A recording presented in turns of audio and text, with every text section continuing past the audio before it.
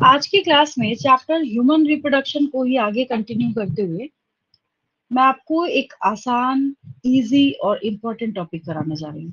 Structure of sperm. देख के पता चल ही रहा होगा आपको। तो स्पर्म के स्ट्रक्चर में एक स्पेशल चीज क्या है कि ये मेल गैमेट है। ह्यूमंस के केस में क्या है, ये मेल गैमेट है। मेल गैमेट बोलने का मतलब है कि फर्टिलाइजेशन की पूरी रिस्पॉन्सिबिलिटी इसी को कैरी करना है। और ये जो स्पर्म यहाँ नजर आ रहा है, इस स्पर्म को क्या करना है, haploid set of chromosomes carry करना है। मैंने हैप्लॉइड बोला, not diploid. Haploid set of chromosome क्या करना है, इसको कैरी करना है। Means only one set of chromosomes. हमेशा उसकी प्लॉइडी एन होगी, हैप्लॉइड होगी। डिप्लॉइड कभी नहीं कैरी करेगा। स्पेशली किसके केस में, जब हम लोग देखना स्टार्ट करेंगे गैमेट्स के बारे में, तो गैमेट्स हमेशा हैप्लॉइड होते हैं, क्योंकि उनको फ्यूज करके डिप्लॉइड जाइगोट बनाना है। जैसे मैंने आपको शुरू से सिखा रखा है कि कभी भी कहीं भी अगर कोई जाइगोट फॉर्म होता है तो उसकी प्लॉइडी क्या होगी, उसकी प्लॉइडी डिप्लॉइड होगी।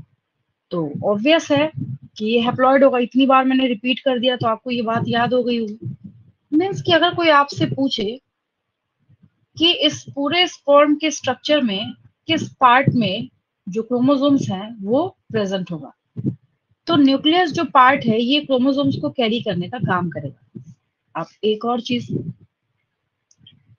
अगर हम बात करें Monera, Protista, Fungi, Plantae, Animalia, 5 kingdoms के बारे में, तो आप किस किंगडम के मेंबर की पढ़ाई कर रहे हैं? Animal kingdom. ये बोलने की जरूरत क्यों पड़ी मुझे? रीजन क्या है कि क्योंकि हम एनिमल किंगडम के अंदर पढ़ाई कर रहे हैं, तो कभी भी एक्सटर्नल कोटिंग के तौर पे कोई वॉल हो ही नहीं सकता। यहाँ पे गारंटी हो जाती है कि जरूर एक्सटर्नल कोटिंग जो है वो प्लाज्मा मेम्ब्रेन ही होगा, और इसको छोड़ के और कुछ हो भी नहीं सकता। तो ये भी आसान है, ये लेवल भी याद कर लिया आपने। फिर इसके बाद जो सबसे पहले मैंने शुरू किया इसकी न्यूक्लियस से, तो न्यूक्लियस अगर पूछा जाता है कि किस रीजन में जो न्यूक्लियस है वो प्रेजेंट है, हम हेड में प्रेजेंट होता है। हाँ, कई बुक्स में लिखा होता है कि जो ये स्पर्म है ये हेड, मिडल पीस और टेल कैरी करता है। आपकी बुक में लिखा है मेजर पार्ट्स है, हेड है, नेक है, मिडल पीस है, टेल है। तो कोई नई बात तो है नहीं, काफी आसान है। आपको पता है, यहाँ पे दिख रहा है, नजर आ रहा है, the joining structure of head and middle piece is neck. और कुछ हो भी नहीं सकता, इसका अपीयरेंस ऐसा दिखता है। ऐसा नहीं है कि हमने नेक बोल दिया तो कोई स्पेशल स्पेसिफिक काम करने बैठ जाए। तो क्या है ये? नेक रीजन हम लोग कहते हैं।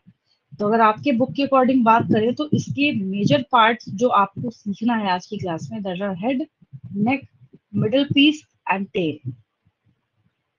अब इसके बाद यहाँ हेड वाले पार्ट के आगे, हेड वाले पोर्शन के आगे आपको एक्रोसोम लिखा हुआ दिख रहा है।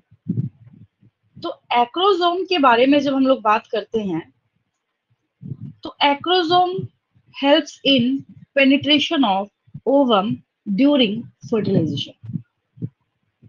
तो सवाल ये उठता है कि अब इसका बोलने का क्या मतलब हुआ, जो मैं यहाँ पे बोल रही हूँ कि ये ओवम की पेनिट्रेशन में हेल्प करेगा।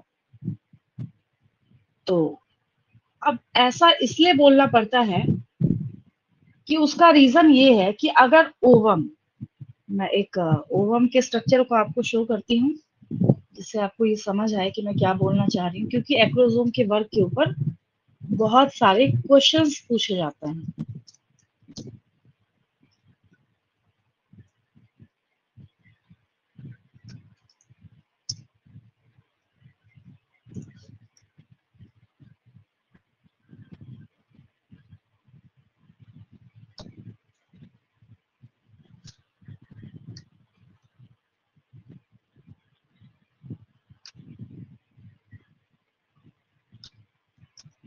तो ये अगर पेनिट्रेशन करेगा, कौन? स्पर्म। स्पर्म अगर यहाँ पे पेनिट्रेशन करने का काम कर रहा है, तो एक स्पेशल चीज क्या है इसमें, जो आप समझ सकते हैं इजीली इसको देख के,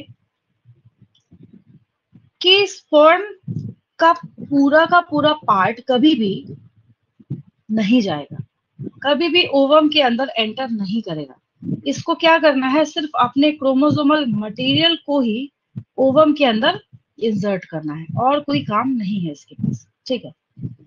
तो क्रोमोसोमल मटेरियल को ट्रांसफर तो तब करेगा ना जब ओवम का वॉल इसको परमिशन देगा। तो उसके वॉल के परमिशन मिलने के बाद ही ये क्या करेगा, वहां पे एंटर करेगा।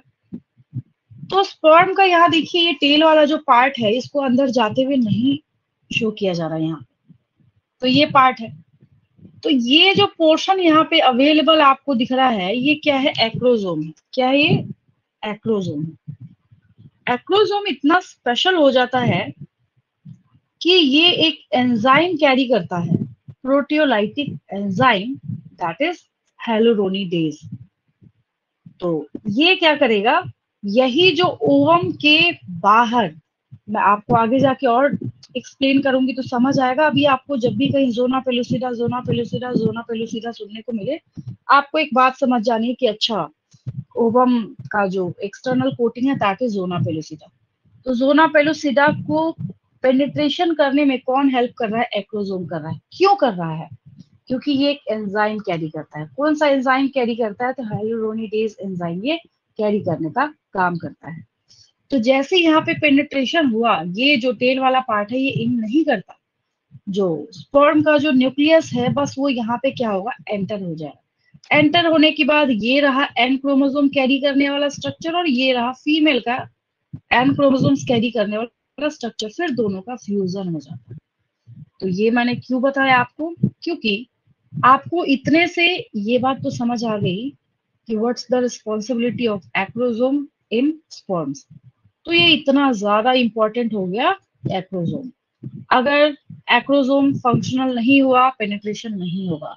एक्रोसोम वाले पार्ट में प्रॉपर एंजाइम फॉर्म नहीं हो रहा है, पेनिट्रेशन नहीं होगा। एक्रोसोम का हेड वाला पार्ट रप्चर है, कोई एरर है, पेनिट्रेशन नहीं होगा। और भी बहुत सारे फैक्टर्स है, जैसे टेल वाले के बारे में जब हम लोग पढ़ेंगे तो इसकी स्विमिंग कम होगी तब भी फर्टिलाइजेशन नहीं होगा। बहुत सारे इसके जो रीजंस है वो हम लोग आगे जाके सीखेंगे। अभी फिलहाल हम लोग किसके बारे में बात कर रहे हैं, हेड वाले पोर्शन में आपने दो बातें सीखी। पहली चीज क्या सीखा आपने, ये न्यूक्लियस जो है that's carry one set of chromosomes, and the anterior मतलब आगे वाला हिस्सा, एंटीरियर मतलब इसके पूरे का आगे वाला। पोस्टीरियर अगर बोल दे कोई पूछे कि टेल कहाँ प्रेजेंट है, तो पोस्टीरियरली, पोस्टीरियर मतलब पीछे और एंटीरियर मतलब आगे। तो इसका हेड का भी एंटीरियर पोर्शन, हेड तो खुद ही एंटीरियर पार्ट में, लेकिन हेड में भी अगर यहाँ होता तो थोड़ी बोलते एंटीरियर, हम बोलते posterior portion of the head, बच्चा समझ जाता अच्छा यहाँ पे प्रेजेंट है। लेकिन anterior reason of the head, ये पोजिशनिंग है किसकी, एक्रोसोम की। और क्यों पेनिट्रेशन में हेल्प करेगा, क्योंकि ये हाइलुरोनिडेज एंजाइम कैरी करने का काम करेगा, ठीक है। ये डिस्क्रिप्शन मैंने आपको किसके बारे में दिया, हेड के बारे में।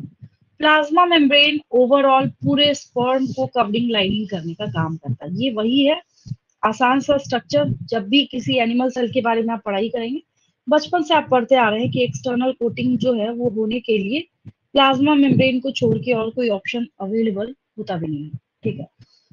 इसके बाद हम बात करते हैं मिडिल पीस के बारे में। अब मिडिल पीस जो है ये इतना ज्यादा इंपॉर्टेंट क्यों है, तो इसके इम्पोर्टेंस का जो रीजन है वो इसके माइटोकॉन्ड्रियन के अंदर छिपा हुआ है। माइटोकॉन्ड्रिया का सिंगुलर अगर आप करें तो माइटोकॉन्ड्रियन हो जाता है। यहाँ इसके माइटोकॉन्ड्रिया का शेप कैसा है, स्पाइरल है। कैसा है, स्पाइरल। एक और चीज, ये जो न्यूक्लियस है ना, इस न्यूक्लियस का शेप अगर कल को जाके कोई आपसे पूछे तो इसमें ऐसे ओवल दिख रहा है, इलोंगेटेड न्यूक्लियस होता है। स्टेटमेंट में आपको मेंशन कर दूंगी।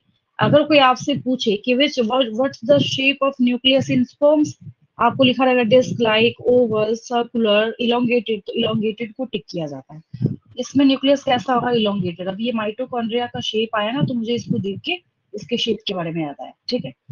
तो माइटोकॉन्ड्रिया का शेप कैसा होगा, डिस्क शेप्ड नहीं होगा, ओवल नहीं होगा, स्फेरिकल नहीं होगा, स्पाइरल। हाँ, इसका शेप कैसा है? स्पाइरल, ऐसे ऐसे स्प्रिंग की तरह से स्पाइरली अरेंज होता है। अब माइटोकॉन्ड्रिया के फंक्शन के ऊपर हम लोग डिस्कशन करते हैं। ऐसे तो इसको सुनते के साथ एनर्जी प्रोवाइड करता है मोटिवेशन के हाँ, लिए। Power house of the energy जैसे ही आपके दिमाग में आएगा, ऑटोमेटिकली सारा जो सिनेरियो है वो क्लियर हो जाता है। वैसे ही बच्चे खुद ही इसको देख के समझ जाते हैं कि अच्छा ठीक है, ये एनर्जी प्रोवाइड करने का काम करता है। इसको करना क्या है स्पर्म्स को?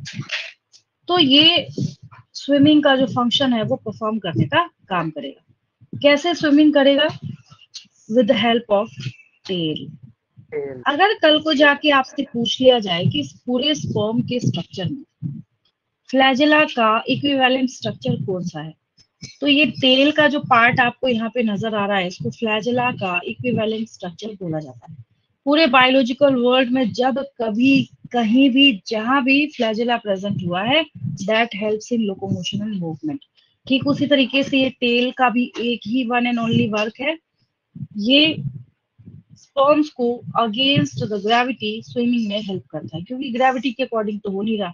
यहाँ पे फीमेल रिप्रोडक्टिव ट्रैक्ट में from downward to upward move करना है, तो जिसकी वजह से हम क्या बोलेंगे? Against the gravity. Against the gravity किसी चीज को जाने के लिए ऑब्वियस है कि उसको अपनी तरफ से एनर्जी लगाना पड़ेगा। आपने अपने हाथ में एक बॉल रख रखा है, आप चाहेंगे आप कितना भी इमेजिन कर ले, वो हवा में ऊपर नहीं जा सकता। आप जब अपना एटीपी उसके ऊपर लगाएंगे तब भले आप उसको हवा में उछाल सकते हैं, ऐसे वो नहीं जाएगा ऊपर। तो सवाल ये उठता है कि ठीक है, टेल तैयार है स्विमिंग के लिए, क्रोमोसोम तैयार है, सारी चीजें अवेलेबल है, लेकिन इसको एनर्जी भी चाहिए स्विम करने के लिए। वो प्रॉपर स्पेसिफिक एनर्जी प्रोवाइड करने का काम यहाँ पे कौन करता है? माइटोकॉन्ड्रिया करता है।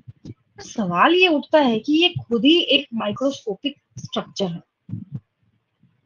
तो जब ये खुद ही माइक्रोस्कोपिक स्ट्रक्चर है तो अब बहुत ज्यादा माइटोकॉन्ड्रिया ये कैरी तो कर नहीं सकता, लेकिन बहुत ज्यादा नहीं भी तो बहुत कम भी नहीं है। इतना माइटोकॉन्ड्रिया ये जरूर कैरी करता है कि ये अप टू 72 आवर्स तक एनर्जी प्रोवाइड कर सकता है स्पर्म्स को।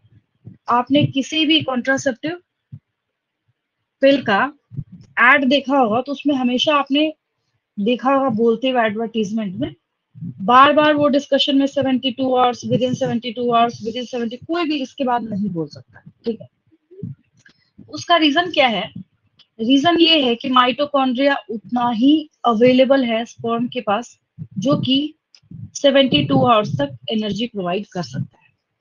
तो ये आपने डिस्क्रिप्शन किसके बारे में सीखा है? स्पर्म के बारे में सीखा है। ठीक है, अब एक और क्वेश्चन यहाँ पे क्या राइज होता है कि आपके एग्जाम में ये क्वेश्चन आपको कितने मार्क्स का दिखना है। तो अगर हम नीट के एग्जाम की बात करें तो बहुत सारे क्वेश्चन इससे पूछे गए हैं।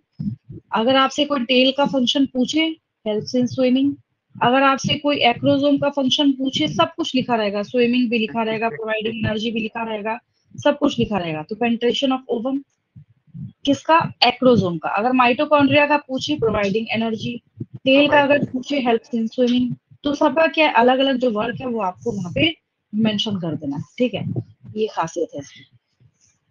तो आपके बोर्ड के एग्जाम में ये 3 मार्क्स का क्वेश्चन है। करना क्या है?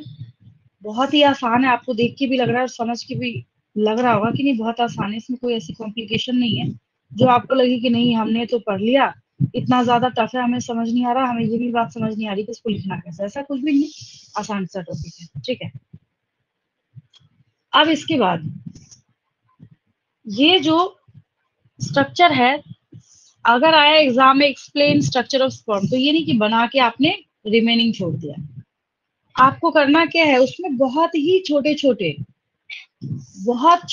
आपको वहां पे जो 6 पॉइंट्स हैं वो आपको मेंशन भी करने पड़ेंगे। तो जो ये डायग्राम आपको यहाँ पे दिख रहा है ना, उसी के पॉइंट्स नोट करने। ये नहीं कि अब आप वहां राम कहानी लिखने लग जाए, बहुत ही शॉर्टकट में, बहुत ही ब्रीफली एक्सप्लेन करना है इसको। ठीक है, तो 3 मार्क्स के लिए और 5 मार्क्स में तो ऑब्वियस आपके पास खुद भी कॉमन सेंस है कि भाई बायो की बुक में पूरा genetics, molecular basis of inheritance, biotech, X Y Z सब कुछ बचा हुआ है, तो यही बचे क्या पूछने को? 5 नंबर का, 5 का तो नहीं आएगा, 3 मार्क्स का ये, ठीक है। तो स्ट्रक्चर ऑफ स्पर्म जो है, बिना टाइम वेस्ट किए टेक्निकली आपको करना कैसे एग्जाम में, फटाफट देखिए इसको। तो आपको लिखना है यहाँ पे स्ट्रक्चर ऑफ स्पर्म। अब ह्यूमन रिप्रोडक्शन पढ़ रहे हैं तो बार बार ह्यूमन लिखने की जरूरत तो नहीं है। सबसे पहली चीज, हाँ, अगर आपको स्ट्रक्चर यहाँ पे एक्सप्लेन करना है तो एक लाइन वैसे भी बेसिकली इंट्रोडक्शन दिया जाता है, जहाँ पे हम लोग ये मेंशन करते हैं, sperm is the haploid, gametes of male, haploid का मतलब मैंने आपको सिखा रखा है, हैप्लॉइड मेल गैमेट। ये one set of chromosome only carry करने का काम करेगा, बस इसका काम ओवर, इसके आगे कोई काम नहीं है इसका। फिर स्ट्रक्चर हम लिख रहे हैं तो वही लिखना है हमें, ठीक है। फिर फटाफट क्या करेंगे, बिना स्टेटमेंट बनाए हुए सीधा लिखेंगे पार्ट्स ऑफ हम स्पर्म। 4 पार्ट्स को एक्सप्लेन करते हैं। हाँ, उसके बाद क्या करेंगे, जो पार्ट्स आपके पास अवेलेबल हैं उसमें और भी बीच में डिस्क्रिप्शन जाएगा, दैट इज हेड, जो जैसे एज इट इज जो आपको दिख रहा है ना, बस उसी को लिख देना। आपको यहाँ पे कोई अपना वैसा बहुत ज्यादा सर खपाने की जरूरत नहीं है। हेड हो गया, नेक हो गया, नेक के बाद क्या दिखा आपको, मिडिल पीस दिखा, मिडिल पीस और टेल। हो गया, ये मिडिल पीस हो गया। देन आपके पास टेल हो गया, बस ओवर। ये इसके पार्ट्स हो गए। अब हेड का एक मैं चीज सिखा देती हूँ आपको। हेड का जब डिस्क्रिप्शन करना है ना, तो ऑटोमेटिकली इसके अंदर आपको ये भी बताना पड़ेगा, मतलब पॉइंट्स प्लेस करना वहां पे, कि ये हैप्लॉइड क्रोमोसोम्स कैरी करेगा, ठीक है। और दूसरी बात, आपको एक्रोसोम वाला पार्ट जो है वो भी इसमें एक्सप्लेन करना पड़ेगा, ठीक है।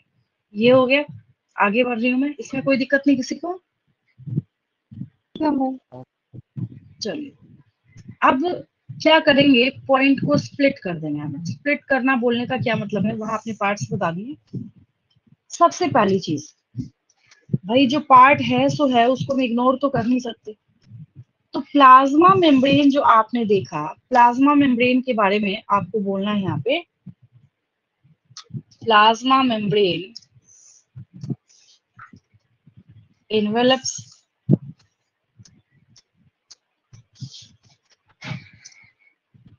the whole sperm। कोई दिक्कत इसमें? अब ऑब्वियस है, कोई ऑप्शन है भी नहीं बेचारे के पास, कोई प्लांट सेल तो है नहीं, फंजाई तो है नहीं, सेल वॉल कैरी करेगा। होल स्पर्म बॉडी ओवर हो गया, ये बस इतना ही, इससे ज्यादा नहीं, ओनली वन लाइन बस। फिर जो स्पर्म का हेड है, sperm head,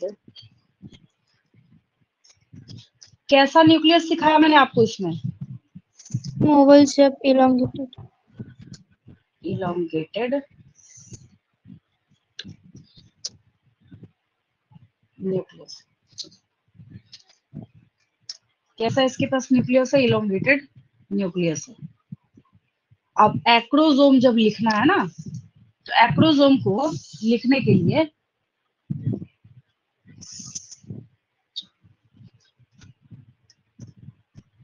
proteolytic enzymes, hydrolysis. तो एक्रोसोम को जब आप मेंशन करेंगे तो ऑब्वियस है कि ये कहा मैंने आपको सिखाया है, तो एंटीरियर पोर्शन, हाँ, anterior portion of head is covered, cap like appearance है इसका, covered by cap like structure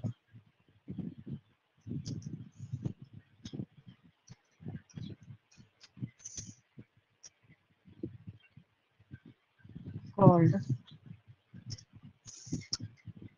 acrosome।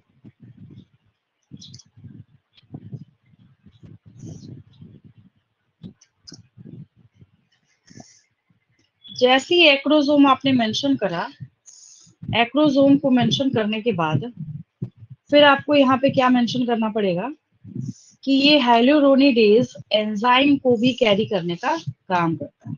ठीक है, नेक्स्ट पॉइंट हम लोग यहाँ पे डाल देते हैं।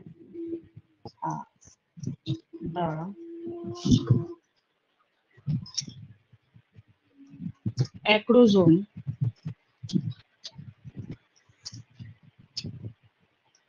contains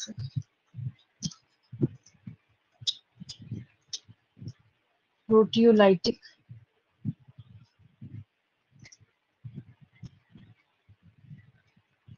enzymes such as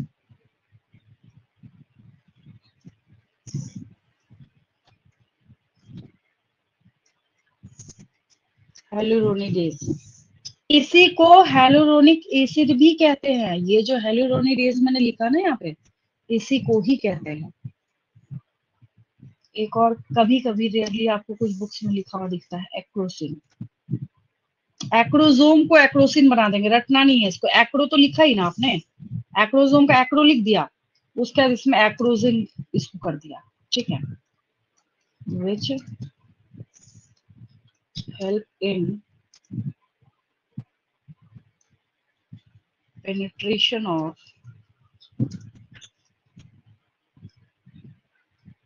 zona pellucida layer of the ovum, layer of the ovum। ठीक है, इसके पेनिट्रेशन में ये क्या करेगा, हेल्प करेगा। बस हो गया, हेलुरोनिडेज भी लिख दिया आपने। आगे बढ़ते हैं, माइटोकॉन्ड्रिया फटाफट लिखते हैं। मिडिल पीस जो है इसका, बिना टाइम वेस्ट किए मिडिल पीस शॉर्टकट में लिखिए कंटेन्स। Mitochondrial spiral. शॉर्टकट में अगर करें यहीं पे लिख देते हैं स्पाइरल, जो अलग से हमें लिखना पड़े ना, which contains a spiral shape mitochondria, उसकी बजाय हम लोग सीधा यहाँ पे लिख देंगे contains spiral shaped mitochondria.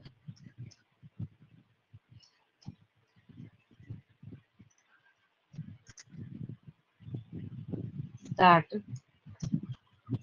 provides energy up to 72 hours।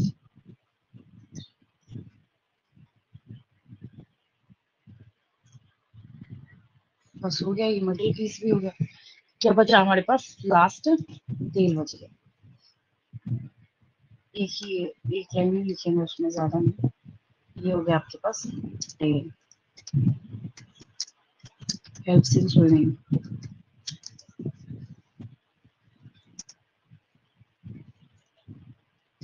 बस ओवर। ये करना है आपको एग्जाम में। ठीक है, इम्पोर्टेंट कुछ डेटा के बारे में बात करें जो कि पता भी होता है ऑलरेडी, जनरल नॉलेज में इधर उधर भी, 10th में भी आपने सुना होगा। अगर हम एवरेज बात करें तो जो ह्यूमन मेल है वो 200 टू 300 मिलियन स्पर्म्स प्रोड्यूस करेगा एक कॉपुलेशन के टाइम में, या एक कोइटस के टाइम में, जिसमें से 60% जो है वो नॉर्मल शेप साइज के एटलीस्ट होने चाहिए, और उन 60% का भी 60% का 40%, बच्चों को ये बात समझ नहीं आती, 40% उसमें से क्या होना चाहिए, विगरस मोटिलिटी वाले होने चाहिए। तब जाके ये अगेंस्ट द ग्रेविटी कहाँ जाएगा, भागता हुआ फीमेल रिप्रोडक्टिव ट्रैक्ट के फेलोपियन ट्यूब तक जा पाएगा, और जाने के बाद ये उसको फर्टिलाइज कर पाएगा। तो एक ह्यूमन मेल जो है एक क्वाइटस के टाइम में 200 टू 300 मिलियन स्पर्म जो है वो प्रोड्यूस करेगा। ठीक है, ये पेज अगर आपने लिख लिया हो, नोट कर लिया हो तो अच्छी बात है। जिस बच्चे ने नोट नहीं करा हो या कुछ रह गया हो, स्क्रीनशॉट लेंगे, मैं आगे बढ़ रही हूँ। Yes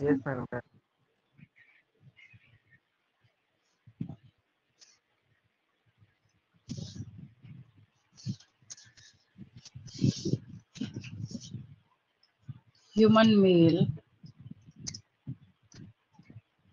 produces 200 to 300 million sperms during one coitus.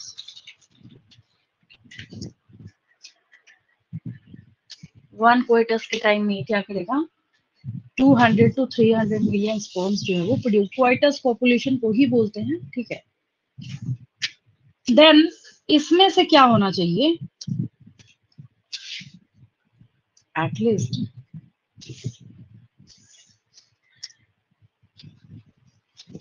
60% sperms must have normal shape and size.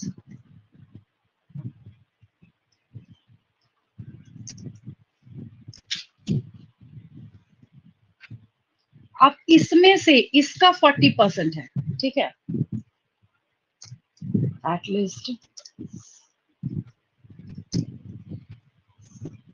40% of them must show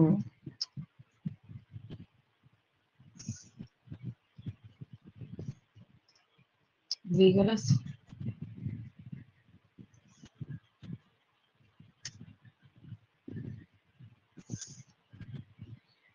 movement और motility, मूवमेंट एंड मोटिलिटी, दोनों में थोड़ा सा फर्क हो जाता है,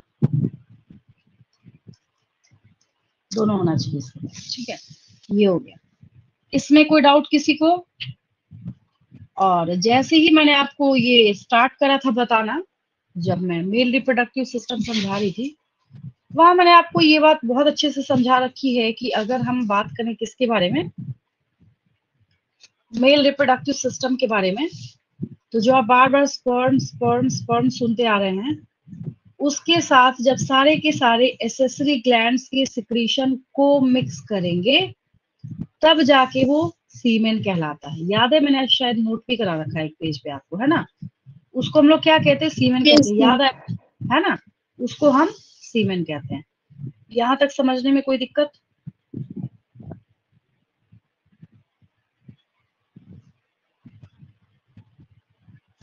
यहाँ तक क्लियर है बिल्कुल? 40% जो होगा वो 60% में ही होगा। देखिए समझिए ध्यान से, यहाँ पे सबसे पहले क्या है कि जो 200 to 300 मिलियन स्पर्म्स प्रोड्यूस हुआ एक कोइटस में, तो इसका 60%, इसका 60% नॉर्मल शेप और साइज का होना चाहिए। नॉर्मल शेप और साइज होने का ये बिल्कुल भी मतलब नहीं है कि वो उतना ही एक्टिव भी होगा। तो अब हमने इसको मान लिया 100%, इसको क्या मान लिया हमने, 100%। तो जो बचा है रिमेनिंग नॉर्मल शेप और साइज वाला, उसमें फिर हम यहाँ पे बोल रहे हैं कि उसका भी 40% जो है वो विगरस एक्टिविटी शो करने वाला, तब जाके जो मेल है वो प्रॉपर क्या होगा, फर्टाइल होगा। बात समझ आई? ठीक है, अब क्लियर है? हाँ, अब एक छोटा सा लेकिन बहुत ही इंपॉर्टेंट मैं आपको feedback mechanism समझाऊंगी।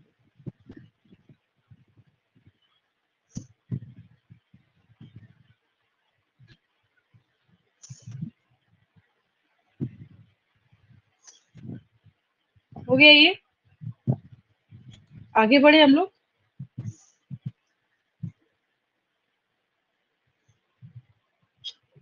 Yes ma'am. Yes sir. देखिए,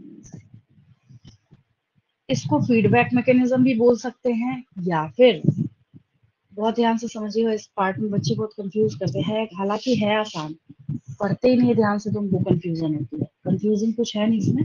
देखिए, सबसे पहली चीज क्या है कि बिना हॉर्मोन्स के कुछ नहीं हो सकता आपकी बॉडी में। मेटाबॉलिज्म का एक बहुत ही इंपॉर्टेंट पार्ट है। लास्ट चैप्टर जब मैं आपको 11th क्लास में पढ़ा रही थी, तो वहां जब आया था आपके पास थायराइड ग्लैंड, वो नॉर्मल सा एक थायराइड ग्लैंड जो था, उसका भी आपने इतना फंक्शन पढ़ा था कि आपको पढ़ के ये बात समझ आई होगी कि उसका इंपॉर्टेंस क्या है। तो रोल ऑफ हॉर्मोन्स इन किसमें हम पढ़ने जा रहे हैं, स्पर्मेटोजेनेसिस में। कैसे है वो मैं समझा रही हूँ आपको। ऐसे है कि मैंने आपको आपके ब्रेन का एक पार्ट पढ़ाया था, हाइपोथैलेमस, याद आया? क्या पढ़ाया था मैंने आपको? हाइपो, hypothalamus, याद होगा सबको, हाइपोथैलेमस। क्या पढ़ाया था मैंने आपको? हाइपोथैलेमस। कहाँ होता है ये हाइपोथैलेमस? कहाँ होता है?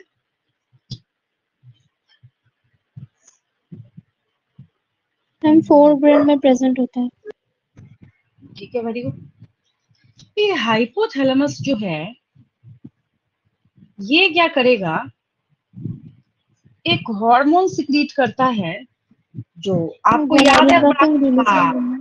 Very good. जो मैंने आपको बताया भी था कि 12th में ना और अच्छे से आप जब स्पर्मेटोजेनेसिस पढ़ेंगे तो क्रिस्टल क्लियर हो जाएगा, वहां भी मैंने समझाया था आपको थोड़ा सा। तो गोनाडोट्रोपिन रिलीजिंग हार्मोन, क्या नाम है इसका? GN जो है वो गोनाडोट्रोपिन के लिए है, RH जो है वो रिलीजिंग हार्मोन के लिए है। तो ये जो गोनाडोट्रोपिन रिलीजिंग हार्मोन है, विद इन ब्रैकेट लिख देती हूँ मैं। गोनाड मतलब समझते हैं क्या होता है? क्या होता है गोनाड मैम मतलब? ऑर्गन्स जहाँ पे गैमेट्स फॉर्म होता है। Very good, very good. और गैमीट मतलब?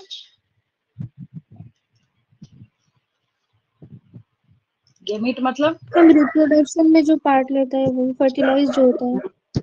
ठीक है, मतलब टेस्टिस गोनाड हो गया, स्पर्म गैमीट हो गया, है ना? तो गोनाडोट्रोपिन यस। नेम से भी थोड़ा सा, हाँ, नेम के ऊपर अगर जाएंगे तो जो बच्चे कहते हैं ना कंफ्यूज होते हैं हम, तो उसका रीजन भी मैं आपको बताती हूँ। यहाँ हमने लिखा गोनाडोट्रोपिन रिलीजिंग हार्मोन। बच्चे को दिमाग में एक बात आई, भाई यहाँ पे गोनेड लिखा है, क्या लिखा है? गोनेड लिखा है। और आपसे क्वेश्चन क्या पूछा गया नीट के एग्जाम में? क्वेश्चन ये पूछा जा रहा है कि which of the following part is responsible for secretion of GnRH या गोनाडोट्रोपिन रिलीजिंग हार्मोन। और ऑप्शन में बच्चे को वहां जानबूझकर टेस्टिस भी दिया जा रहा है। बच्चों के दिमाग में क्या आता है, वहां पे कहते हैं अच्छा ये गोनाड तो कौन है? टेस्टिस है। गोनाड कौन है? टेस्टिस है। तो हम क्या करेंगे कि इसी को टिक कर देते हैं। तो हुई ना एक फर्स्ट मिस्टेक, हुई या नहीं हुई? यहाँ पे हो गया मिस्टेक बच्चों से, पहला मिस्टेक हो गया यहाँ पे। आपको उस मिस्टेक से बचना है। GnRH is a hypothalamic hormone. कोई दिक्कत इतना याद करने में? तो हमेशा हाइपोथैलेमस से हाँ, ही release होता कुछ बोलना है किसी को? थोड़ी आवाज ब्रेक हो क्या रही है? है। मैम GnRH तो हमेशा हाइपोथैलेमस से ही रिलीज होता हाँ हाँ, वही सिक्रीट करेगा। अब देखिए क्या है, जो ये GnRH हाइपोथैलेमस सिक्रीट कर रहा है, तो जब ये सिक्रीट होगा GnRH, अच्छा कई लोग ऐसे होते हैं जब वाटर टैंक पूरा भर जाता है छत के ऊपर, तो वो जैसे ही ऊपर में किसी चीज से टच होता है तो नीचे उनके घर में अलार्म बजना स्टार्ट हो जाता है। लगवाया भी होगा आपने घर में, या देखा भी होगा, सुना भी होगा आपने, होता है ना? नहीं देखा यस। आपने? सुना? सुना नहीं आपने, सुना जरूर होगा। है। हाँ जैसे ही मैम। वो, हाँ, वो जैसे ही वाटर लेवल टच करेगा ना, वो टच करते के साथ पॉइंटर जो है वो मूव करेगा और वहां से अलार्म बजना स्टार्ट हो जाता है। तो पानी का वेस्टेज बच जाता है। लोग इसलिए लगवाते, कई बार मोटर ऑन किया, सो गए, पता चला पानी गिरता रहा, उसे बचने के लिए लगवाते हैं। तो क्या वो अलार्म, अगर मोटर आपने ऑन किया और वहां पे जो वाटर लेवल है वो वहां तक टच नहीं कर पा रहा, तब बजेगा क्या वो? नहीं बजेगा। हाँ मैम। इसका मतलब है कि ये जो GnRH है, इसको काम क्या करना है, तो इसको एंटीरियर पिट्यूटरी को ट्रिगर करना है। लेकिन हाँ, एक चीज आपको यहाँ पे ये समझनी है कि ऐसे ही हाइपोथैलेमस ने थोड़ा सा GnRH सिक्रीट कर दिया तब नहीं होगा। तभी मैंने आपको ये वाटर अलार्म वाला एग्जांपल दिया है। अगर थोड़ा सा इसने हाइपोथैलेमस ने GnRH सिक्रीट कर दिया तब नहीं होगा। कब होगा ये? तो तब होगा जब इसका लेवल जो है वो इंक्रीज होगा। तो इंक्रीज लेवल ऑफ GnRH जो है इसका, ये क्या करेगा, एंटीरियर पिट्यूटरी पे वर्क करेगा। तो इंक्रीज्ड लेवल ऑफ GnRH, ये इंक्रीज लेवल लिखना जरूरी हो जाता है। एक्ट्स ऑन एंटीरियर पिट्यूटरी, किस पे काम करेगा ये? Anterior pituitary. कब काम करेगा? कंडीशन मैंने आपको सिखा रखा है। कंडीशन ये है कि अगर इंक्रीज लेवल होगा किसका? GnRH का, तभी काम करेगा ये, ठीक उस अलार्म की तरह। तो इंक्रीज लेवल ऑफ GnRH किस पे काम कर रहा है? एंटीरियर पिट्यूटरी पे कर रहा है। किस पे काम कर रहा है ये? एंटीरियर पिट्यूटरी पे कर रहा है। हमेशा याद रखेंगे इसका वर्क है एंटीरियर पिट्यूटरी। तो एंटीरियर पिट्यूटरी को जब ये जाके जबरदस्ती ट्रिगर कर रहा है, धक्का मार रहा है, पुश कर रहा है, तो एंटीरियर पिट्यूटरी तो बैठा नहीं रहेगा, कुछ ना कुछ तो करेगा। ठीक है, LH और FSH सिक्रेट करेगा। हाँ, तो ये क्या करेगा? एंटीरियर पिट्यूटरी जो है, इसका काम है कि ये अब वहां पे, इसको मैं थोड़ा ऐसे पूरे पार्ट को थोड़ा कॉम्प्रेस करती हूँ, नीचे ही दोनों लिख दूंगी ना तो आपके लिए बेटर होगा। मैं नेक्स्ट पेज ले सकती हूँ बट ये होगा फिर से छोटा रखिए इसको। यहाँ पर, क्योंकि एंटीरियर पिट्यूटरी का जो LH और FSH है उसकी वर्क ही इंपॉर्टेंट है। ठीक है, तो ये एंटीरियर पिट्यूटरी में क्या समझा रही हूँ अभी आपको, ये एंटीरियर पिट्यूटरी है जो चुपचाप बैठा तो रहेगा नहीं, कुछ ना कुछ तो करेगा। करेगा तो करना क्या है इसको, एक ये LH सिक्रीट करेगा और एक ये FSH सिक्रीट करेगा। LH और FSH, ऐसा नहीं है कि आपने पढ़ लिया आप बोलेंगे अच्छा ठीक है हम समझ गए, ये मेल रिप्रोडक्टिव सिस्टम में काम करता है, मेल बॉडी में काम करता है। नहीं, LH और FSH आपको फीमेल के मेंस्ट्रुअल साइकिल रेगुलेशन में भी बहुत ही इंपॉर्टेंट रोल प्ले करता हुआ दिखेगा। ठीक है, LH है तो इसको हम लोग ल्यूटिनाइजिंग हार्मोन बोलते हैं। क्या बोलते हैं इसको हम लोग? ल्यूटिनाइजिंग हार्मोन बोलते हैं। Luteinizing hormone. LH क्या हो गया? ल्यूटिनाइजिंग हार्मोन हो गया। L से होता है ल्यूटिनाइजिंग हार्मोन और L से होता है लीडिंग सेल। कोई दिक्कत? सेल्स और इंटरस्टिशियल सेल्स। L से क्या होता है? ल्यूटिनाइजिंग हार्मोन भी होता है और L से लीडिंग सेल। तो LH जो है ये काम करने जा रहा है लेडिक सेल के ऊपर। यही बच्चे उल्टा लिखते हैं, जो मैं बोल रही थी ना कंफ्यूज करते हैं, उल्टा लिख के आते हैं। करेंगे क्या? पूछा जा रहा है LH का वर्क, लिख के आ रहा है सर्टोली सेल पे काम कर रहा है। भाई L इसमें लगा हुआ है, मैंने आपको ट्रिक भी बता दिया, L फॉर ल्यूटिनाइजिंग हार्मोन और L फॉर लेडिक सेल्स। तो ये क्या करेगा? स्टिमुलेट करेगा, स्टिमुलेट्स लेडिक। भाई लेडिक सेल तो है ही है ना बैठा हुआ, वो कहाँ भागा जा रहा है? लेडिक सेल तो इंटरस्टिशियल स्पेस में है, ऑलरेडी घूम रहा है, ये तो बैठा हुआ है वहां पे। तो जब ये लेडिक सेल्स वहां पे प्रेजेंट है, स्टिमुलेट्स लेडिक सेल्स, तो लेडिक सेल को जब ये स्टिमुलेट करेगा तो लेडिक सेल बोलेगा अच्छा ठीक है क्या बोल रहे हो। तो लेडिक सेल क्या करेगा फिर यहाँ पे? Androgens, that is testosterone. हाँ, एंड्रोजेंस को ये सिक्रीट कराएगा। किसको सिक्रीट कराएगा? ये एंड्रोजेंस को, मतलब टेस्टोस्टेरोन जो है उसको ये सिक्रीट कराने का काम करता है। कौन करेगा? ये लेडिक सेल करेगा। इसके फर्स्ट हाफ में कोई दिक्कत समझ आया? Yes ma'am. कितना क्रिस्टल क्लियर। अगर शुरू से इसका लेफ्ट पार्ट जो है उसको फिर से मैं समझाऊं आपको। सबसे पहले हाइपोथैलेमस ने क्या किया? जीएनआरएच सिक्रीट किया। जीएनआरएच कौन सिक्रीट करता है? हाइपोथैलेमस करता है। गोनेट देख के कभी गलती नहीं करनी एग्जाम में कि टेस्टिस करता है, एपिडिडाइमिस करता है, वेस डिफरेंस करता है, सेमिनल वेसिकल करता है, कोई नहीं करता।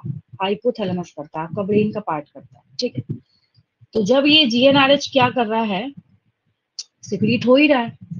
तो जब इसका लेवल इंक्रीज होगा तो इंक्रीज लेवल जो है ये जाके एंटीरियर पिट्यूटरी को ट्रिगर करेगा। एंटीरियर पिट्यूटरी एक ल्यूटिनाइजिंग हार्मोन को सिक्रीट करता है। ल्यूटिनाइजिंग हार्मोन लेडिक सेल को स्टिमुलेट करेगा। लेडिक सेल एंड्रोजन सिक्रीट करेगा। और अगर एंड्रोजन सिक्रीट हुआ है तो एंड्रोजन जो है इसके बिना स्पर्मेटोजेनेसिस को इमेजिन भी नहीं किया जा सकता। तो आपको कहानी समझ आ गई यहाँ पे। Stimulates spermatogenesis. ये स्पर्मेटोजेनेसिस को क्या करता है? स्टिमुलेट करने का काम करता है। फर्स्ट हाफ की स्टोरी जो है आपका वो यहाँ पे क्लियर हो गया। तो क्या किया इसने? तो मेन तो यही पढ़ना था ना आपको, फंक्शन तो यही सीखना है आपको कि भाई क्या कैसे काम कर रहा है। तो आप बोले हो अच्छा ठीक है, हमें समझ आ गया कि कैसे ये हेल्प कर रहा है। बस इतनी सी स्टोरी है, स्टिमुलेट स्पर्मेटोजेनेसिस।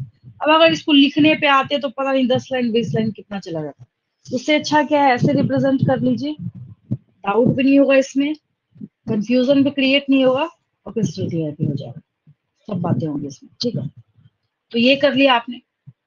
इसके सेकेंड हाफ के बारे में हम लोग बात करते हैं। ये जो है सेकेंड हाफ के बारे में जो हम लोग बात करेंगे, तो यहाँ पे आपके पास फॉलिकल स्टिमुलेटिंग हार्मोन आएगा, दैट इज FSH। ये फॉलिकल स्टिमुलेटिंग हार्मोन है। क्या है ये? फॉलिकल स्टिमुलेटिंग हार्मोन है। थोड़ा नाम से भी क्लियर हो जाता है इसके। तो फॉलिकल स्टिमुलेटिंग हार्मोन हो गया बस। ये रहा आपका follicle stimulating.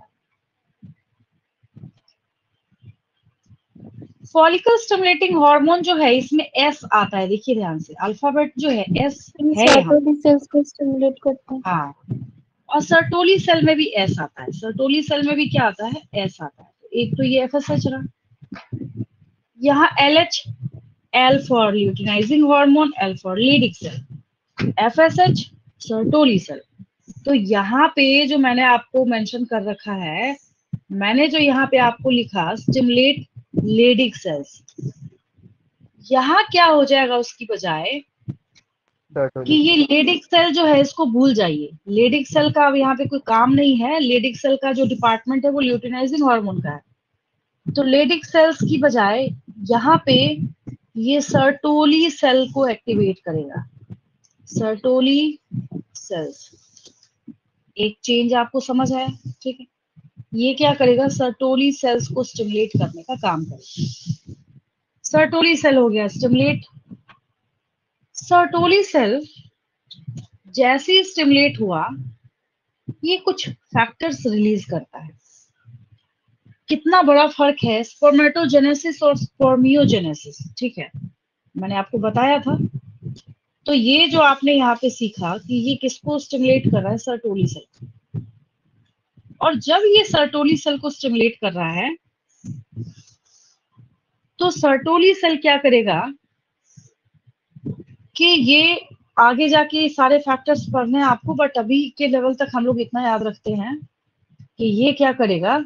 Stimulates some factors, कुछ फैक्टर्स को ये यहाँ पे स्टिमुलेट करने का काम करेगा।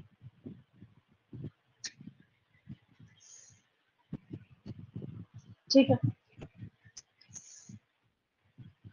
क्या काम करेगा ये फैक्टर? तो ये जो फैक्टर है स्पर्मियोजेनेसिस में हेल्प करेगा। What is the meaning of spermiogenesis, याद है किसी बच्चे को?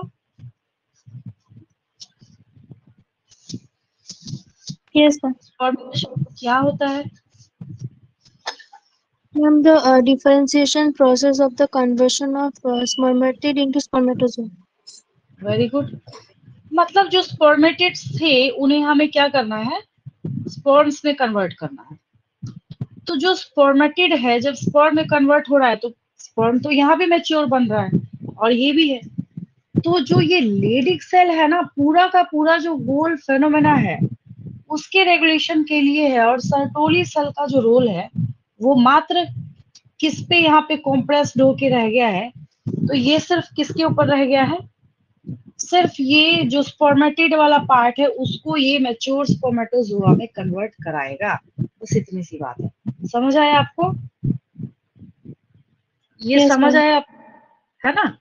तो ये Yes, पूरा ma'am. का पूरा जो पार्ट है, तो लेक्चर लिखने की बजाय एज इट इज जैसे आपको दिख रहा है ना वैसे ही कॉपी में कॉपी कर लेंगे, स्क्रीनशॉट भी ले लेंगे रेफरेंस के तौर पे।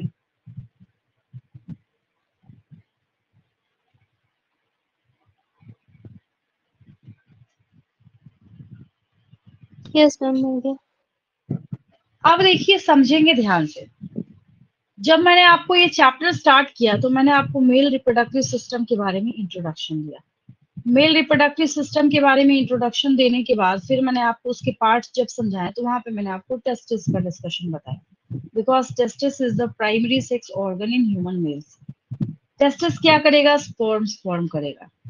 उसके अंदर की सारी पोजिशनिंग आपको सिखाई, व्हाट आर इंटरस्टिशियल सेल्स और Leydig cells, what is the positioning of Leydig cells, सब कुछ सिखाया मैंने आपको। फिर मैंने आपको स्पर्मेटोजेनेसिस काफी डिटेल में बताया। स्पर्मेटोजेनेसिस का मतलब है स्पर्म का बनना, तो स्पर्म का बनना, तो स्पर्म का स्ट्रक्चर बता दिया मैंने आपको आज की क्लास में। बचा था क्या? ये फीडबैक मैकेनिज्म बचा हुआ था कि आखिर प्यूबर्टी के एज में ऐसा क्या होता है जिसकी वजह से ये स्पर्मेटोजेनेसिस का जो फिनोमेना है वो ट्रिगर होता है, स्टार्ट होता है। नो डाउट अगर मैं आपसे 15 डेज के बाद पूछूं तो आप उधर से ब्लैंक जरूर हो जाएंगे। अगर मैं आपसे पूछूं कि जीएनआरएच का जो रोल है उसको पूरा डिस्क्राइब करना है तो आप भूल जाएंगे वहां।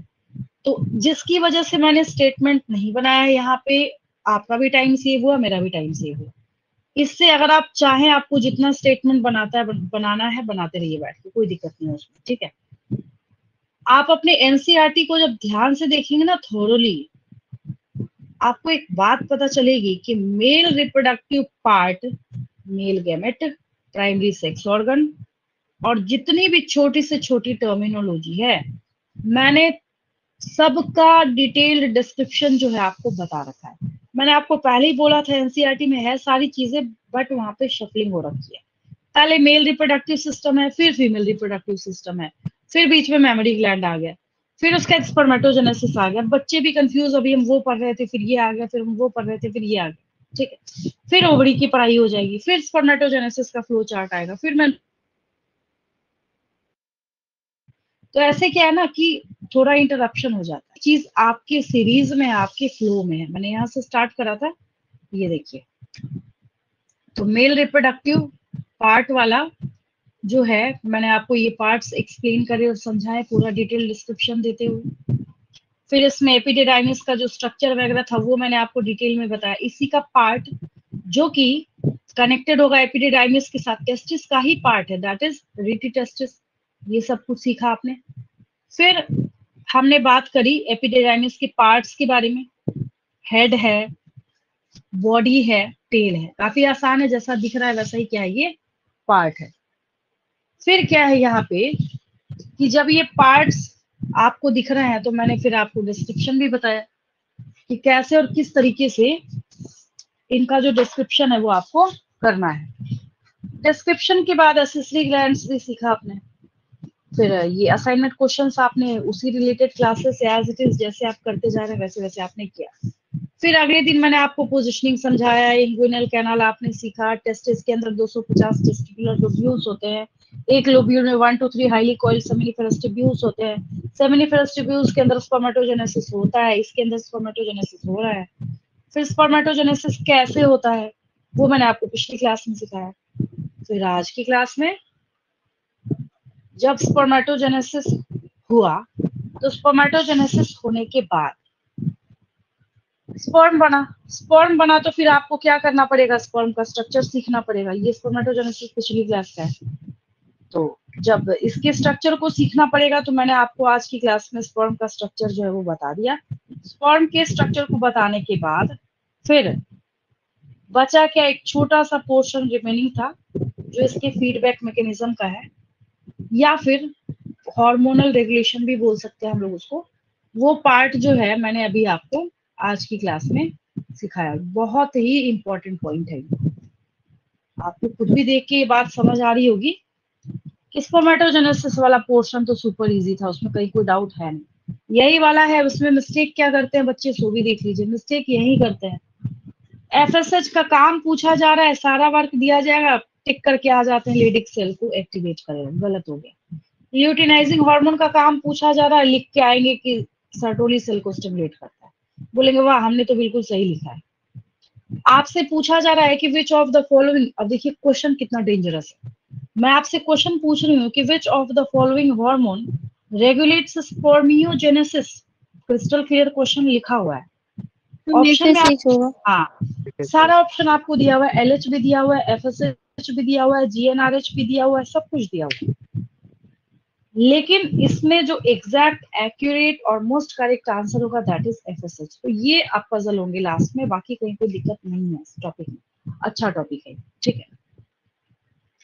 तो आपका वर्क ये मेरे से पढ़ा देने मात्र से कुछ नहीं होता है, मैं बार बार रिपीट कर रही हूँ।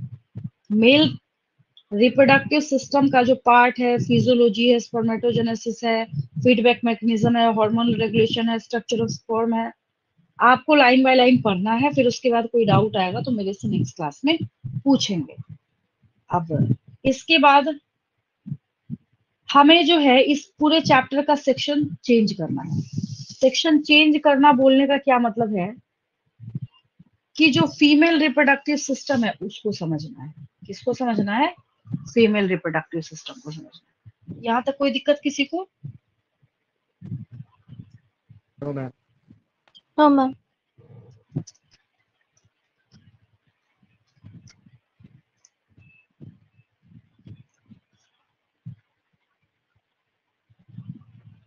मैम हम्म मैम बोलो और एक बार एंड्रोजन समझा देंगे?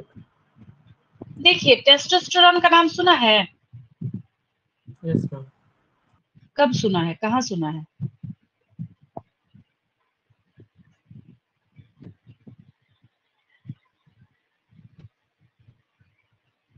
मैम वो टेस्टोस्टेरोन 10th क्लास में सुना था आपने, याद आया?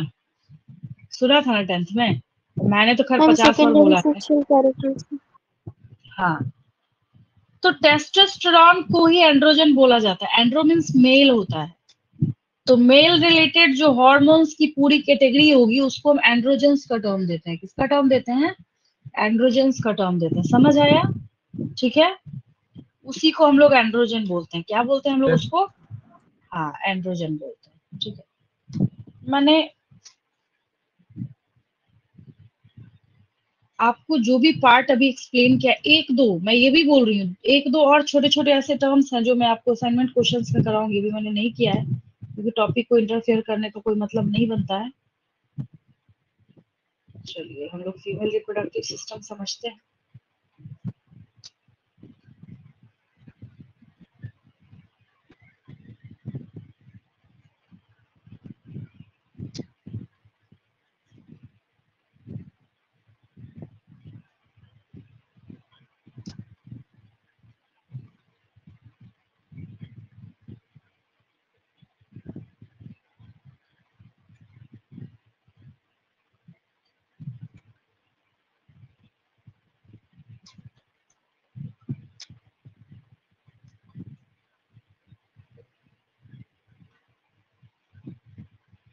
तो ये वर्क नहीं कर रहा है, एक मिनट।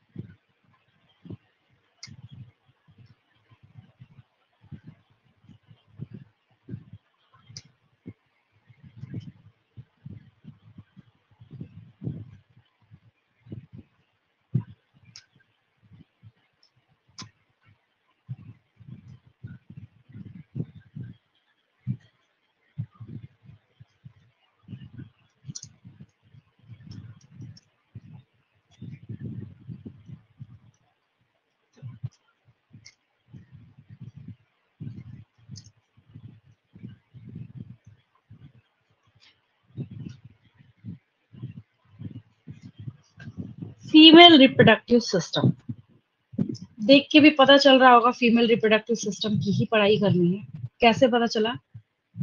ओवरी मेंशन किया हुआ है। इतना दिमाग तो हर बच्चे के पास होता है कि ओवरी है तो फीमेल का पढ़ रहा है, टेस्टिस दिख रहा है तो मेल का पढ़ रहा है। इतना हर बच्चे को पता होता है, याद होता है, समझ होती है। 6th 7th के बच्चे से पूछिएगा ना, वो भी बता देगा आपको, क्योंकि उनके बुक में भी दे रखी है ये चीज। ठीक है, तो फीमेल रिप्रोडक्टिव सिस्टम में क्या ऐसी चीज है जो आपको स्पेशल सीखनी है? आसान है, सब कुछ आसान है। वहां भी इजी था, यहाँ भी इजी है। Ovaries are present in pair. Left ovary बोलने का क्या मतलब है? जैसे हार्ट का डायग्राम में आपको पढ़ा रही थी ना, ठीक उसी तरीके से। कुछ बोलना है किसी को? सर माइक से कैसा आवाज आ रहा है? इधर से आवाज जा रही है। यस मैम, आपका माइक यस मैम। आप ठीक है? No ma'am. नो मैम, बोलने से हो रहा है, आप जब बोल रहे हैं।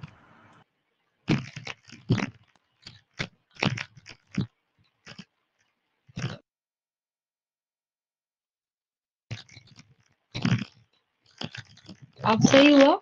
No ma'am. नो मैम, वो सही है।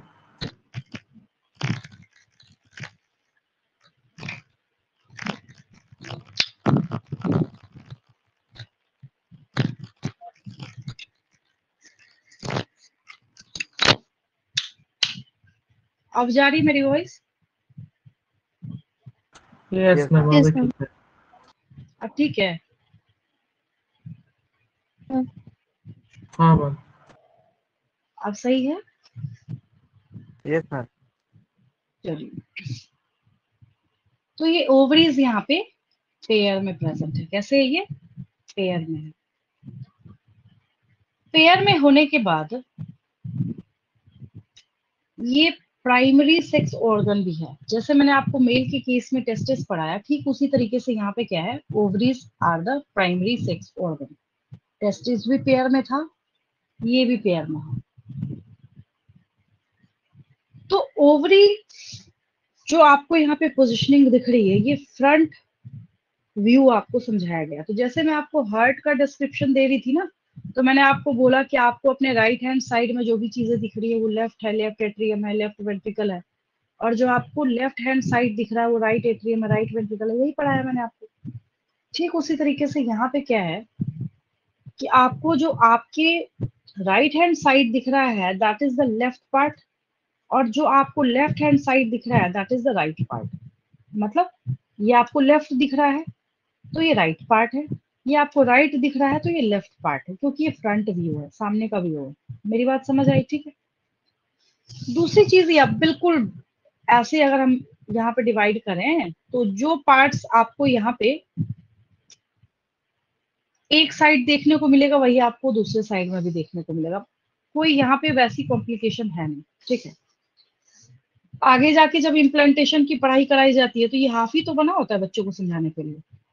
हाफ नहीं, क्योंकि इसको इतना पूरा डिटेल्ड बताना पड़ता है, तो पूरा जो डिस्क्रिप्शन है वो हाफ पार्ट को ही सुपर जूम करके बताया जाता है ताकि बच्चे को इजीली समझ आए। तो इसमें क्या है कि ये जो पार्ट है female reproductive system, ovaries are the primary sex organ. बात आती है यहाँ पे फैलोपियन ट्यूब की, बहुत ध्यान से समझिए। There are basically 4 parts of fallopian tube, 4 major parts of fallopian tube. जब इसके 4 मेजर पार्ट्स के बारे में हम बात कर रहे हैं तो ऑब्वियस है कि हमें उसको समझना भी पड़ेगा। आपको यहाँ पे ठीक ओवरी के ऊपर जो अटैच्ड है ये फिंगर लाइक प्रोजेक्शन दिख रहा है ना? ऐसे फिंगर लाइक प्रोजेक्शन। हाँ, तो यहाँ पे ये फिंगर लाइक प्रोजेक्शन जो आपको दिख रहा है, फंडी भी है। हाँ, तो ये फिम्बड़ी है। क्या है ये? फिम्बड़ी है। फिम्बड़ी तक तो ठीक है। उसके ऊपर जब ध्यान से देखेंगे तो आपको एक फनल शेप्ड स्ट्रक्चर दिखता है यहाँ पे, दैट इज इनफंडिबुलम। सही में फनल शेप्ड होता है। इसको ध्यान से देखेंगे ना, इसका 3D व्यू, शो करूंगी मैं आपको, ये सही में फनल शेप होता है। इसको हम, ये वाला जो पोर्शन है यहाँ पे, इसको हम लोग मार्क कर देते हैं इनफंडिबुलम। मतलब आप ओवरी से टुवर्ड्स यूट्रस जा रहे हैं, तो यहाँ पे इसको हमने मार्क कर दिया इनफंडिबुलम। ठीक है, तो मतलब ओवरी वाले साइड से जब आपने जर्नी स्टार्ट करी है तो fimbriae is the first part, infundibulum is the second और नेक्स्ट पार्ट। फिर यहाँ पे सवाल उठता है कि ये जो ये टर्निंग पॉइंट है दैट इज एम्प्यूला, इसको क्या कहते हैं हम लोग? एम्प्यूला। हाँ, ये जो है, तो यहाँ पे हम लोग मार्क कर लेते हैं एम्प्यूला। ये रहा।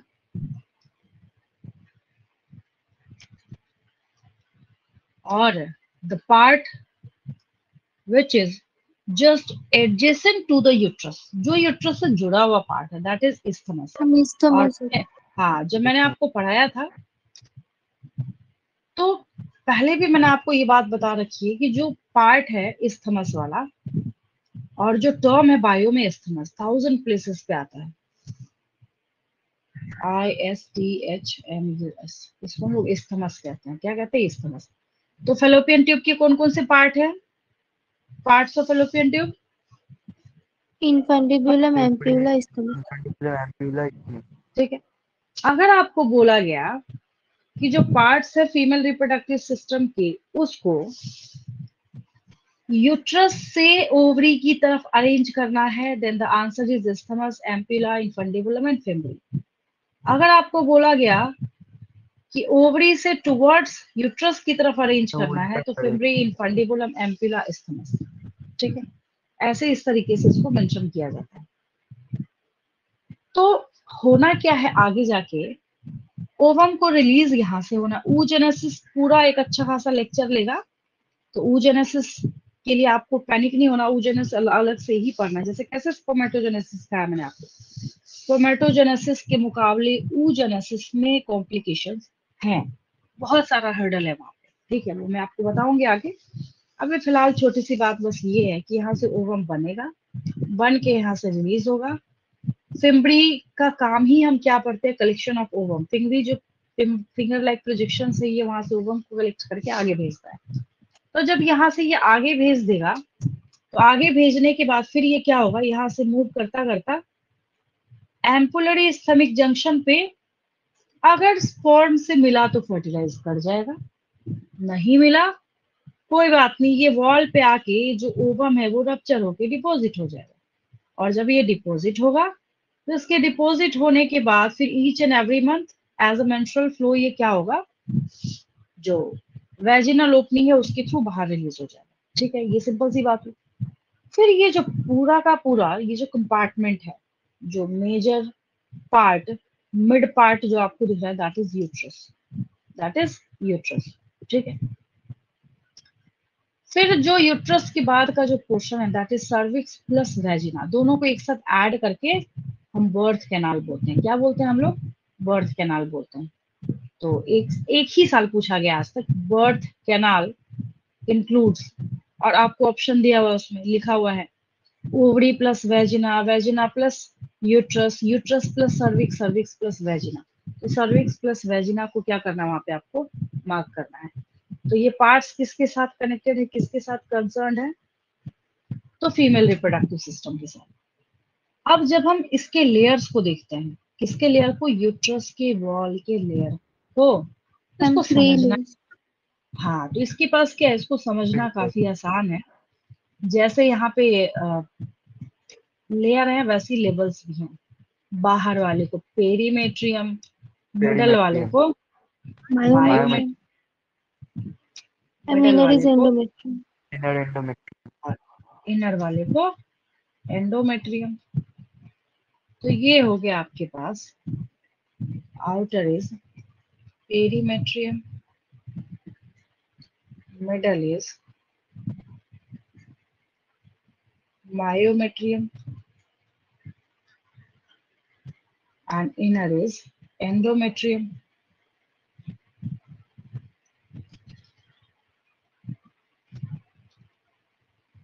ये क्या हो गया?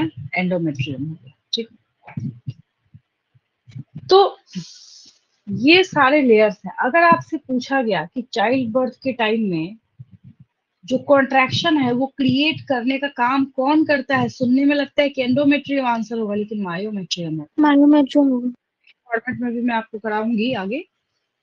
तो ये मायोमेट्रियम करेगा। फिर अगर आपसे पूछा गया कि जो साइक्लिक चेंजेस हैं, जैसे जो मैंने आपको बोला ओवम फर्टिलाइज नहीं होगा तो यहाँ पे आके डिपॉजिट हो जाए, तो कहाँ डिपॉजिट होगा, तो एंडोमेट्रियम पे होगा। तो एंडोमेट्रियम। ये साइक्लिक चेंजेस जो है ये आपको कहाँ देखने को मिलेंगे, एंडोमेट्रियम पे देखने को मिलेगा। ठीक है, तो ये मैंने आपको जस्ट फीमेल रिप्रोडक्टिव सिस्टम एक एज एन इंट्रोडक्शन बताया है। बहुत सारी चीजें इसमें और भी है। जैसे मैंने आपको जब मेल रिप्रोडक्टिव सिस्टम कराया था तो सबसे पहले मैंने समझा के छोड़ दिया था, ताकि धीरे धीरे आगे की क्लासेस में हमने और ज्यादा ज्यादा ज्यादा ज्यादा उसको डिस्क्राइब करा। ठीक उसी तरीके से ये मात्र एक ट्रेलर है, क्योंकि जो मेल रिप्रोडक्टिव सिस्टम और मेल रिप्रोडक्टिव पार्ट वाला जो आपका पोर्शन था वो कम था। ये पार्ट भी ज्यादा है, मेमोरी ग्लैंड भी आपको इसमें अलग पढ़ना है। जो एक्सटर्नल जेनेटिलिया है मेल में अलग से नहीं पढ़ना पड़ता है, फीमेल का अलग से पढ़ना पड़ता है। वहां पे सेम ओपनिंग है यूरिन और स्पर्म के रिलीज के लिए, यहाँ पे डिफरेंट पैसेजेस है। तो जिसकी वजह से कभी भी आपने ऐसा कोई फीमेल रिप्रोडक्टिव सिस्टम का डायग्राम बना हुआ देखा ही नहीं होगा अपनी लाइफ में, जो कि क्या कर रहा है, इसके साथ साथ यूट्रस को भी बनाने, मतलब यूरिनरी ब्लैडर को भी बनाने का काम कर रहा है। ऐसा कोई डायग्राम आपने देखा नहीं होगा। ठीक है, तो यहाँ पे क्या है, ये सेपरेट है, सेपरेट है तो सेपरेट पढ़ रहे हैं आप, कोई दिक्कत नहीं है इसमें। ठीक है, यहाँ तक आज की क्लास में कोई डाउट किसी को? No ma'am. No ma'am. ठीक है, इसके आगे का जो डिस्क्रिप्शन है वो हम लोग नेक्स्ट क्लास में करेंगे। ठीक है, thank you thank ma'am. You ma'am.